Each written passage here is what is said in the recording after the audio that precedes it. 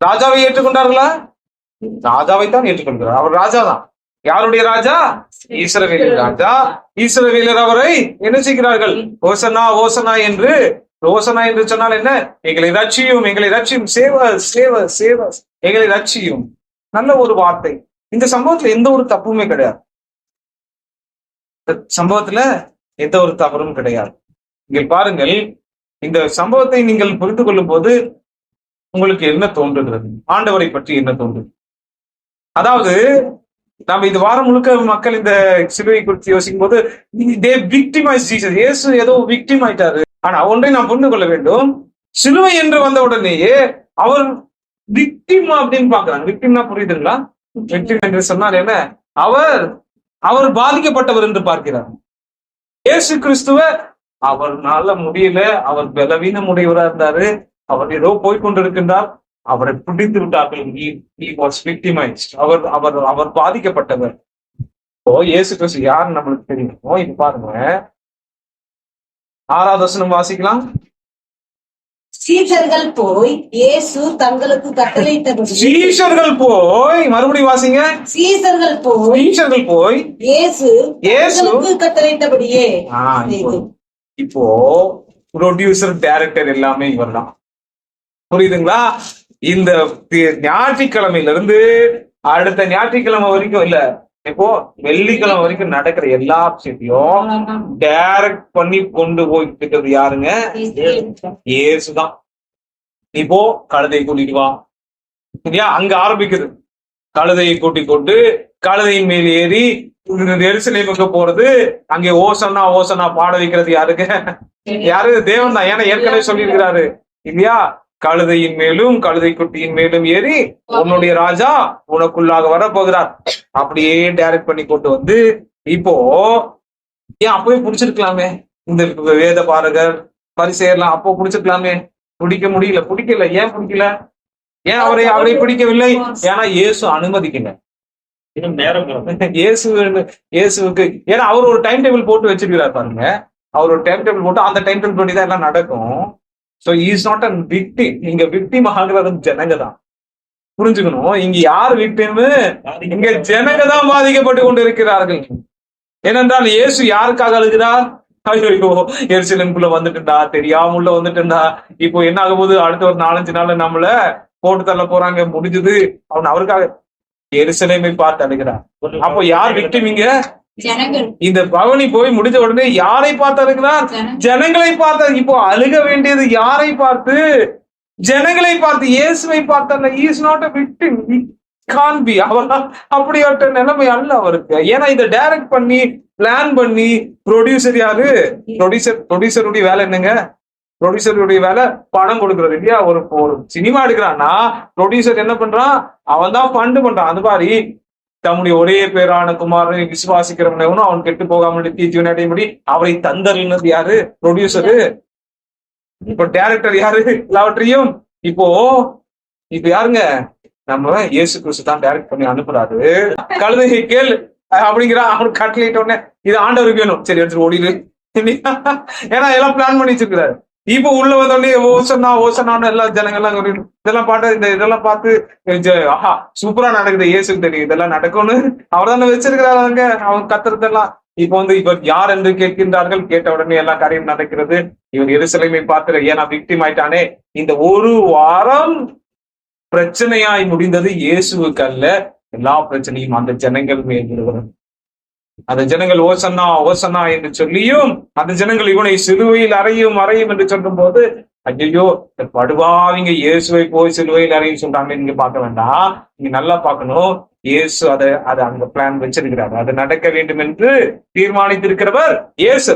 இப்பொழுது ஏரோதுவினுடைய அரண்மனைக்கு கொண்டு வராங்க. ஏரோதுக்கு அந்த ஐயோ இந்த லிமிட் நம்மளது இல்லப்பா, இது பைலட்டுடைய லிமிட் அப்படின்னு சொல்லி பிலாத்து நேரத்துல அனுப்புறாங்க. பிலாத்து நேரத்துல அனுப்புனே பிலாத்து என்ன செய்கிறார்? ஐயோ இவனை எப்படியாவது தப்பிக்க வச்சிடலாம், பாவம் இவனிடத்துல ஒரு குறையும் காணேனே அப்படின்னு கேட்கிறாரு. அப்போ மறுபடியுமாக இந்த ஜனங்கள் என்ன செய்யறாங்க? எங்களுக்கு பரபாசை விடுதலையாக்கும். யாரை விடுதலையாக்கும்? பரபாசை விடுதலையாக்கும். இவனையோ சிலுவையில் அறையும். பரபாசை விடுதலையாக்கும், இவனையோ சிலுவையில் அறையும் என்று சொல்லுகிறார்கள். அப்ப பார்க்கும்போது நான் என்ன, இவனுக்கு என்ன, இவன் பாரு இயேசுவை என்ன செய்து விட்டான், இயேசுவுக்கு எவ்வளவு வேதனை ஆயிருந்திருக்கும்.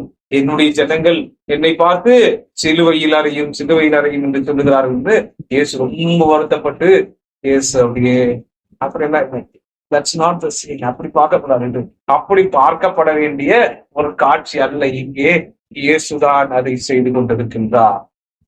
இங்கே Jesus was not the victim of Jewish community. Jesus was not the victim of Pilate. Jesus was not the victim of Herod. Jesus was not the victim of anything. அவர் தம்மை தாமே நமக்காக பலியாக கொடுத்திருக்கின்றார். அவரை பலியிட யாரால முடியாது. அவரை பலி செலுத்த யாரால முடியும்? அவரே இந்த ஆசாரியன் தன்னையே பலி செலுத்தி அங்கே பலிபீடத்தில் தன்னுடைய ஜீவனை நமக்காக கொடுத்தா. ஆசாரியன் தானே பலி செலுத்தணும், ஆசாரியன் தானே பலி செலுத்தணும். இப்ப ஆசாரியன் யாராவது பலி செலுத்த முடியுமா? ஆசாரியன் தான் பலி செலுத்த வேண்டும் என்று சொன்னால் அங்கே பலி செலுத்தினது இயேசுதான். அங்கே பலியாக்கியது தன்னுடைய பிதாவாகிய தேவன் தான். நாம் நினைத்துக் கொண்டிருக்கிறோம் இயேசுவை பலியாக்கினது ரோமர்கள் என்றோ யூதர்கள் என்றோ அவர்களுடைய பிளாட், அந்த பிளாட் எழுதி கொடுத்ததே அவர் தானே. இந்த பிளாட் இருக்கும், ஒவ்வொரு காட்சிக்கும் ஒவ்வொரு பிளாட் இருக்கும். அந்த பிளாட் எல்லாத்தையும் கொடுத்ததே அங்கதான். இயேசு கிறிஸ்து பிறந்ததிலிருந்து அவர் மரித்து பரமேற வரைக்கும் எல்லா திட்டங்களும் வகுத்து கண்ட்ரோல் யாருடைய கையில இருக்குது? இயேசுனுடைய கையில தான். இயேசுனுடைய கரத்துல கண்ட்ரோல் இல்லை அப்படின்னா அங்க யாருங்க? அவரு கடவுள் அல்ல. இயேசுவை சிலுவையில் அறைகிறார்கள். அதுவும் யாருடைய பிளான்? அவருடைய பிளான் என்று சொல்லுங்க. அந்த திட்டத்தை நிறைவேற்றி முடிக்கின்ற இப்போ நிறைவேற்றி முடிக்கின்ற எல்லா காரியமும் யாருடைய கண்ட்ரோல்ல இருக்குதுங்க? இயேசுனுடைய கண்ட்ரோல். ஏன்னா யாரை தேடுகிறீர்கள்? இப்போ நிறைய கூட்டம் வர்றாங்க, இயேசுவை பிடிக்கிறதுக்கு தான் வர்றாங்க. பிடிச்சிருக்கலாம், இயேசுவை பிடிச்சிருக்கலாம். ஆனா யாரை தேடுகிறீர்கள் ஒரு கேள்வி கேட்கிறார் ஆண்டவன். யாரை தேடுகிறீர்கள்? நசரேயனாகிய இயேசுவை தேடுகிறோம். நான் தான் சொன்னாலே அவன் பின்னிட்டு விடுறான். ஏன்னா அந்த நிமிஷம் அவரை பிடிக்க வேண்டும் என்பது இயேசுவினுடைய திட்டம். அவருடைய கண்ட்ரோல் இருக்கு. அந்த situation is under totally perfectly the 1 week of all the incidents were under the control of Jesus. பரிபூர்ணமாக நிறைவாக இந்த ஒரு வாரம் நடந்தேறிய அத்தனையும் கர்த்தராகிய இயேசு கிறிஸ்துவினுடைய கண்ட்ரோல்ல, அவருடைய ஆளுகையில தான் நடந்தது. அவர் சிலுவையிலே துப்பும் போது, சிலுவைக்கு போவதற்கு முன்பு அவரை துப்புகிறார்கள், அவரை கொட்டுகிறார்கள். நம்ம அதை பார்த்து அப்படியே கண்ணீர் விட்டு இயேசுவை எப்படி துப்ப அனுமதிச்சோம், ஐயோ நானா இருந்திருந்தால். இல்ல அங்க கண்ட்ரோல் தன்னுடைய சீஷர்கள் பாருங்க, இயேசுக்கு ஆண்டவரே I will take control of it, don't worry அப்படிங்கிற யாரு? பீட்டர். பேதுரு என்ன சொல்றான்? ஆண்டவரே அது என்ன உம்முடைய கண்ட்ரோல்? நான் அவரே சொல்றாரு இல்லையா, 3ஆம் நாள் அது என்ன பண்ண போறாரு? உயிர்த்தெழ போறதுக்கு முன்பதாக 3 நாளைக்கு முன்பதாக மனுஷகுமாரன் பாவிகளுடைய கரங்களில் ஒப்பு கொடுக்கப்பட்டு 3ஆம் நாள் உயிரோடு எழும்புவார். அப்போனா கொஞ்சம் கண்ட்ரோல் இல்லாம போயிடுச்சு இயேசுவுக்கு. நான் என்ன பண்றேன்? சிச்சுவேஷனை நான் கையில எடுத்து என்ன பண்ண போறேன்? நான் மரித்தாலும் அது நடைபெற விட மாட்டேன். I will never do that. I will never leave you. அவர் சொல்லுகிறது it is not going to happen. நான் அதை விடப்போவதில்லை என்று சொல்லும்போது ஆண்டவர் என்ன சொன்னா? அப்பாலே போ சாத்தானே. ஏன் அப்பாலே போ சாத்தானேன்னு சொல்றாரு? ஏன் கண்ட்ரோல்ல நீ எடுக்க பாக்குறியா? அவருடைய கண்ட்ரோல், இயேசுவனுடைய கண்ட்ரோல் அதை நடந்துட்டு இவன் யார் கண்ட்ரோல் எடுக்கிறதுக்கு? பேதுருவா பிடித்த உடனே தான் அவன் கண்ட்ரோல் தெரியுது இல்லையா? இயேசு பிடித்த உடனே இவன் சொல்றான், இவன் கண்ட்ரோல்லெஸ்ஸா பேசுறான், கட்டுப்பாடே இல்லாம பேசுறான். இங்க பாருங்க, இவனு தெரியாது என்று சொல்லி கெட்ட வார்த்தையெல்லாம் பேசுறான் இயேசு பார்த்து. ஏன்னா அவன் கண்ட்ரோல் அதுதான்.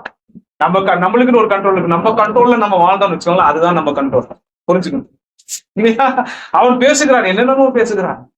இங்கே அதாவது யாருக்கு தெரியும்? அதாவது 12 பேர் உட்கார்ந்து அந்த ராபோஜனத்தை எடுத்துக்கொண்டிருக்கிறார்கள். அங்கே கள்ளன் யார் என்பது யாருக்கு மாத்திரம்தான் தெரியும். அப்போ இயேசு அவனை அப்படியே கழுத்தோடு பிடிச்சிட்டு தான் காட்டி கொடுக்க போற அப்படின்னு இயேசு அவனை தூக்கி இருந்திருக்கலாம். ஆனா அவனுக்கு அப்பத்தை கொடுக்கின்ற அப்பத்துக்குள்ள கொஞ்சம் பிசாசை வச்சுக்கிறாரு. சாப்பிட்டு அப்பத்தை சாப்பிட்ட போது பிசாசும் அவனுக்குள்ளே சென்றான் இருப்பாங்க. அந்த பிசாசு எப்படி அவனுக்குள்ள போச்சு? இயேசு தாங்க அனுப்பினாரு. ஏன்னா இயேசுனுடைய அதிகாரம் இல்லாமல் அங்கே போயிருக்க முடியாது. பிசாசும் அவனுக்குள்ளே சென்றான். உடனே போனோம் நம்ம இவன் பிசாசு பாத்தியா, அவனுடைய அப்பத்துக்குள்ள ஆண்டவர் கண்ட்ரோல் பண்றார், பிளான் கண்ட்ரோல் பண்றாரு. இப்ப நல்லா நீங்க பார்க்கும்போது இன்னொரு அம்மா நடுவுல இருந்திருக்காங்க. ஒரு நீதி நம்ம இந்த சிச்சுவேஷன்ல நம்ம ஒரே ஒரு அம்மாவை பார்த்து மட்டும் தான் ரொம்ப சந்தோஷப்படுவார். யாருன்னா பிலாத்துவினுடைய மனைவி. ஐயோ, எப்படியாவது இயேசுக்கு சாதகமா அவர் நல்ல ஒரு பெண்ணாக இருக்கிறாரே, இயேசுக்கு சாதகமா இயேசுனுடைய திட்டத்தை அழிக்கிறதுக்கு சாத்தான் கடைசியாக ஒரு பிசாசு பிடிச்ச ஒரு பொம்பளைய பயன்படுத்தினான். அது யார் அப்படின்னா, அதாவது பிலாத்துவினுடைய மனைவிதான். அங்க இவன் நீதிமான், அது இயேசுக்கு தெரியாதா? இல்ல பாருங்க, இயேசுக்கு தெரியாதா? கொஞ்சம் இயேசுடைய அப்ப இயேசு அங்கே நின்று கொண்டிருக்கும் போது இயேசுடைய மூக்கிலே சென்று ஒரு பெதர் விட்டு, இல்லையா, பெதர்லாம் நம்ம சின்ன வயசுல விட்டுவோம் இல்லையா, மூக்கில தும்முவோம் பாருங்க. அப்படி விட்டு அவர் தும்மி இருந்தாலே அது க்ளோஸ், உலகமே க்ளோஸ். அது தெரிய மாட்டேங்குது இல்லையா? Just a sneezing of Jesus Christ is quite enough to demolish everything. எல்லாவற்றையும் அழித்து போடுவதற்கு அது போதும். Just a spittle of Jesus Christ. இயேசு கிறிஸ்துவினுடைய எச்சில் போதும் இந்த உலகம் முழுவதும் மாண்டு மடிய. கண்ட்ரோல் யாருக்கு இந்த இருக்குது? இந்த அம்மா கிட்ட இருக்குது. நம்ம நினைக்கிறது பைபிள் படிக்கும் போது, ஐயோ இந்த அம்மா இவன் நீதிமான், இவனை விட்டு விடும், வாய முடிப்போ. உன்னுடைய அந்த ரெஃபரன்ஸ் யாருக்கு தேவை? அங்கே நின்று கொண்டிருக்கிறவர் யார்? அங்கே நின்று கொண்டிருக்கிறவர் யார்? அவர் யோசனையில் பெரியவர். அவருடைய பிளான், திட்டத்தில் வல்லவர். அதான் நம்ம பாடுறோம். ஏன் அவரை நோக்கி நாம் ஓசனா என்று சொன்னோம் அப்படின்னா, அவர் யோசனையில் பெரியவரே, ஆராதனை ஆராதனை செயல்களிலே வல்லவரே, ஆராதனை ஆராதனை. எருசலேமுக்கு பவனியாக செல்லுகின்றான். அங்கே வேத வாக்கியம் நிறைவேறும்படி எல்லா காரியங்களும் நடக்கிறது. அதை இயேசு கிறிஸ்துவினுடைய ஆளுகையில் நடந்து கொண்டிருக்கிறது. இயேசுவை பிடிக்கிறார்கள், அது இயேசுவினுடைய அனுமதியோடு நடக்கின்றது. இயேசுவை அடிக்கிறார்கள், கொட்டுகிறார்கள், துப்புகிறார்கள், அவரை கேவலப்படுத்துகிறார்கள். அது இயேசுவால் அனுமதிக்கப்பட்டது. இயேசுவே அந்த சம்பவங்களை ஆளுகை செய்து கொண்டிருக்கிறார். இப்பொழுது அவரை சிலுவையில் அடிக்கும் போது நம்ம எல்லாம் பார்த்து, ஐயோ அந்த பிலாத்தும் கையை கழுவி விட்டானே, நம்ம கையை கழுவுற மாதிரி இல்ல, மனுஷங்க கையை கழுவுற மாதிரி நம்ம நினைச்சுட்டு, அந்த பிலாத்தும் கையை கழுவிட்டானே, ஆண்டவரை கையை கழுவிட்டானே. ஐயோ, ஒவ்வொரு காரியங்களும் நடந்து கொண்டிருக்கும் போது இந்த ஜனங்கள் விக்டிம் ஆயிட்டே இருக்கிறாங்க. அவர்கள் பாதிக்கப்பட்டுக் கொண்டே இருக்கின்றார்கள்.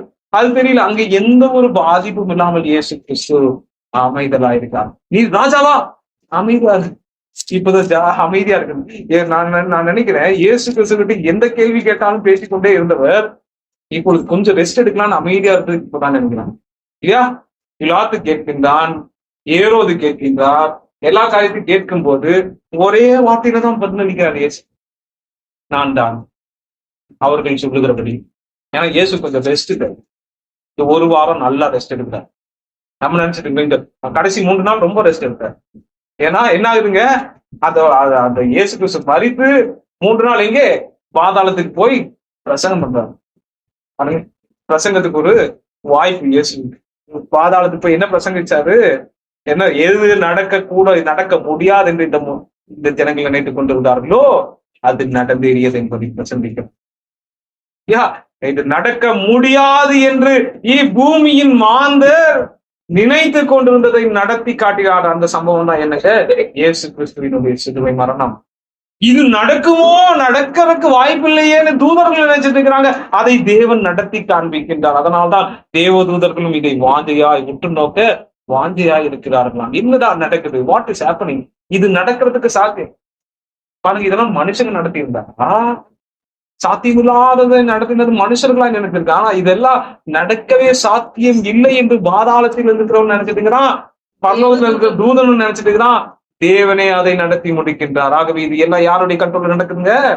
இயேசுவினுடைய கண்ட்ரோல். என் தேவனாகிய தேவாதி தேவனுடைய கண்ட்ரோல்ல நடக்குது. அதனாலதான் எந்த ரிலீஜியனும் இல்லாதது நமக்கு இருக்குது. என்ன தெரியுங்களா?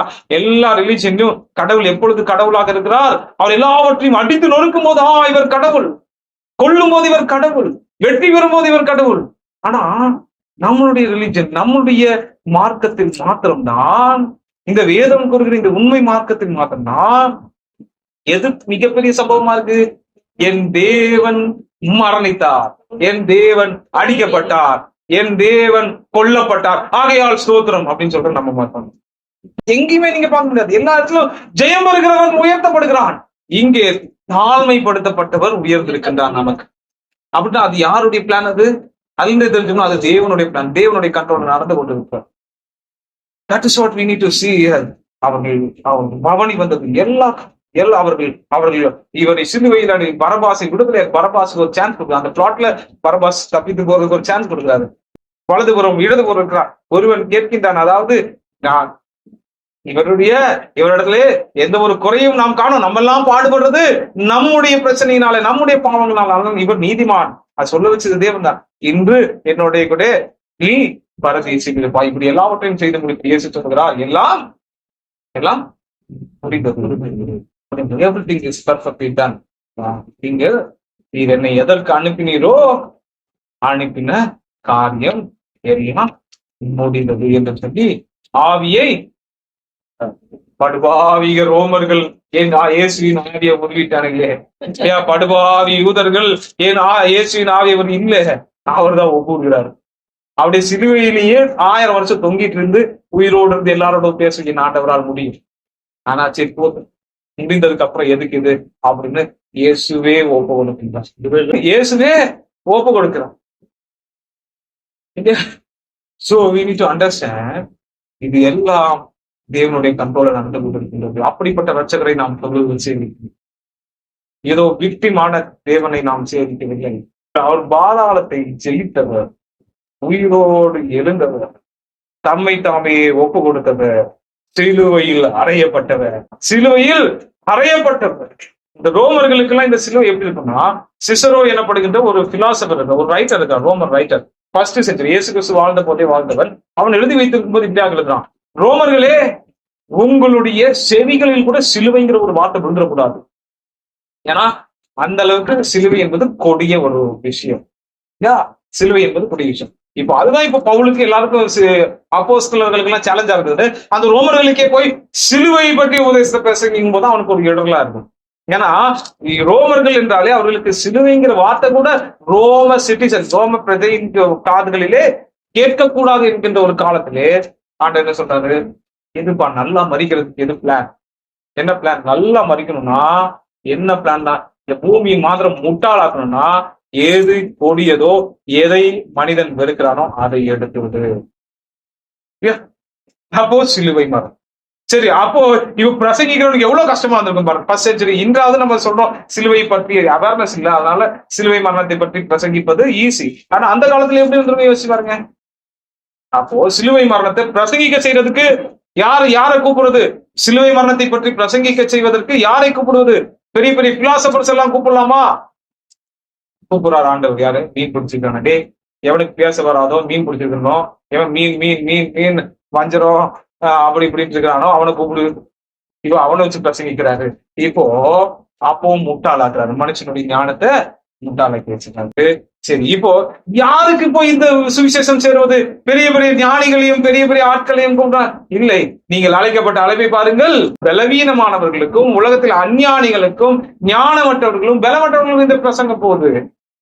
ஒரே கன்ஃபியூஷனா இருக்குது. இது என்ன பிரச்சனைங்க? இப்படிதான் தேவன் செய்கிறார், கண்ட்ரோல் பண்றோம். You don't need to worry. கர்த்தர் கண்ட்ரோல் இல்லாம எதுவுமே நடக்கல. ஆண்டவர் அவரையே ஒப்பு கொடுக்கிறார். பிதாவானவர் தம்முடைய குமாரனை ஒப்பு கொடுத்தார். பிதாவானவர் தம்முடைய குமாரனை அடித்தார் என்றே பேதுரு சொல்றாரு, பலியாக்கினார் என்றே பேதுரு சொல்றாரு. அவரே எல்லாவற்றையும் கண்டோம். நான் தான் என்று சொல்லும் போதே பின்னிட்டு விடும் போது நமக்கு தெரிய வேண்டாமா? ஆகையால் இங்கே விக்டிமானது இப்பூமியின் மாந்தர்கள். இங்கே இயேசு கிறிஸ்து கொண்டு போகப்படும் போது கூட அழுறாங்க. எல்லா எமோஷனல் எல்லாரும் அழுது கொண்டிருக்கும் போது, ஸ்ரீகளே எனக்காக அல்லாமல் உங்களுக்காக உங்கள் பிள்ளைகளுக்காகவும் அழுங்கள். ஏனென்றால் இங்கே பாதிப்படைந்து கொண்டிருக்கிறது இப்பூமியின் மாந்தர் தான், நான் அல்ல. இயேசுனுடைய அந்த உறக்க கூறுகிறார், அது கூட நமக்கு தெரியல பாருங்க. பிதாவே இவர்களுக்கு மன்னியும், தாங்கள் செய்கிறது இன்னதென்று அறியாதற்கு அங்கு பாதிப்படைந்து கொண்டிருந்தது இந்த மக்கள் தான். ஒரே ஒரு காரியம், இயேசு சொல்கிறார், என் தேவனே என் தேவனே ஏன் என்னை கைவிட்டீர். இங்க வந்து இயேசு அழுதுகிட்டு, என் தேவனே அப்பா அப்பா ஏன் என்னை அது அல்ல, இங்க ஏன் என்னை கைவிட்டீர்ங்கிறத நீங்க புரிஞ்சுக்கணும், நானும் புரிஞ்சுக்கணும் தான் அங்கே அது போடப்பட்டிருக்கு. ஏன் என்னை கைவிட்டீர், ஏன் என்னை கைவிட்டீர்? ஏனென்றால் இயேசு கிறிஸ்துவுக்கு முன்பதாக வைக்கப்படும் சந்தோஷத்தின் பொருட்டு அவமானத்தை எண்ணாமல் நிந்தையை சகித்து அவர் மிகப்பெரிய சந்தோஷத்தை உனக்கு கொடுக்கும்படிக்கே உன்னை நான் கைவிட்டேன் என்பதுதான் பிதாவினுடைய அந்த மறுமொழி. அந்த மிகப்பெரிய சந்தோஷம் என்ன? நீங்களும் நானும் தான். யோசிச்சு பாருங்க, நம்மை பிதாவோடு ஒப்புரவாக்கி கிறிஸ்துவின் கரத்தில் நாம் சென்றடையும்படிக்கு இயேசுவுக்கு மிகப்பெரிய சந்தோஷமாக இருந்தது நீங்களும் நானும் தான். Understand the precious. ஏன்னா இயேசுவுக்கு பிதாவால் எல்லா மகிமைக்கு மேலாக உயர்த்தப்பட்டது தெரியல. ஏன்னா அவர் மகிமைக்கு மேலாக இருந்தவர் தான், எல்லாவற்றுக்கும் மேலான மகிமையுடையவர் தான் இயேசு. அப்ப இயேசு தெளிவா சொல்லப்படுகிறது, தமக்கு முன் வைக்கப்பட்ட சந்தோஷத்தின் பொருட்டு. யார் அந்த சந்தோஷம்? எல்லா ஜாதியார், எல்லா கோத்திரம், எல்லா மொழியோ பேசு மக்களா, சிலுவை